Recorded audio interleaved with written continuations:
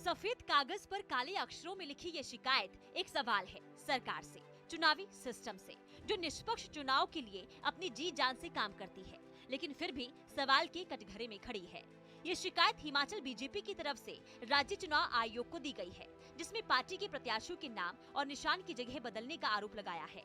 अपनी शिकायत के साथ ही पार्टी ने 2 वार्डों की तस्वीरें आयोग को सौंपी है। कांग्रेस पर चुनाव को प्रभावित करने का आरोप लगाते हुए नेता प्रतिपक्ष ने जमकर अपनी भड़ास निकाली।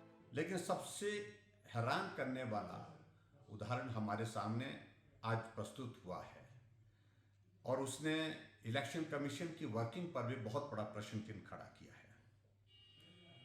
मैंने व्यक्तिगत रूप से इलेक्शन कमिश्नर से भी बात, उस मतदान को निष्पक्षता के साथ होने से बाधित किया है। एक उदाहरण मैं आपके सामने प्रस्तुत कर रहा हूं। शिमला का, छोटा शिमला का हमारा ward number 28, Bharatiya Janata party के हमारे वहां से प्रत्याशी संजीव चौहान हैं। इलेक्शन कमीशन ने जिस दिन सिंबल अलॉट किया, उन्हें कहा कि आपका सिंबल नंबर 1 पर होगा और कांग्रेस को नंबर 3 पर दिया। लेकिन आज भी अगर इलेक्शन कमीशन की साइट पर नजर मारें तो उसी तरह से है।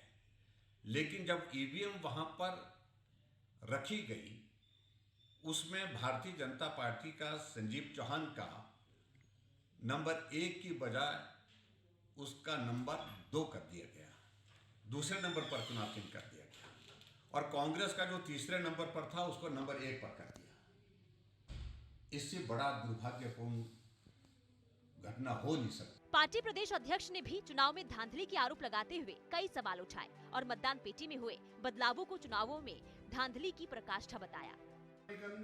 चुनाव शिमला में चुनावी धांधली की पराकाष्ठा ना ऐसा पहले कभी हुआ और शायद भविष्य में भी कभी ऐसा नहीं होगा।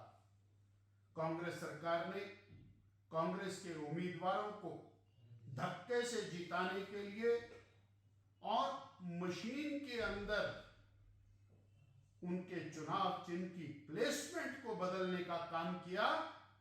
ये 30 कंगनाधार के अंदर जो स्क्रीनशॉट चुनाव आयोग की वेबसाइट का, इसके अंदर भारतीय जनता पार्टी का उम्मीदवार और श्रीमती रेणु चौहान तीसरे नंबर पर, जो आज की डेट में 10:47 के ऊपर डाउनलोड किया है, उसमें भी भारतीय जनता पार्टी का उम्मीदवार रेणु चौहान और कमल का फूल तीसरे नंबर पर।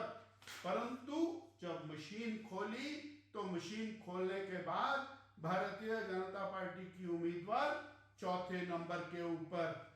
ये इससे बड़ा सरकार की, कांग्रेस पार्टी की जो धांधली है, उसका कोई उदाहरण नहीं हो सकता। इस शिकायत में जिस वार्ड का जिक्र किया गया वो छोटा शिमला शुरू से ही हॉट सीट बना हुआ है, जिसे जीतना कांग्रेस के लिए साख का सवाल है तो बीजेपी के लिए खुद को साबित करने का मौका। ऐसे में जब इस सीट पर प्रत्याशी के नाम और निशान की जगह को बदला गया तो ये शिकायती लहजा और सवाल जायज थे। यानी वोटिंग के दिन भी सियासत और आरोपों का दौर नहीं थमा। इसे कांग्रेस भले चुनावी दांव बताए, लेकिन सवाल का जवाब ढूंढना जरूरी है। सूर्य समाचार के लिए शिमला से अरुण उनियाल की रिपोर्ट।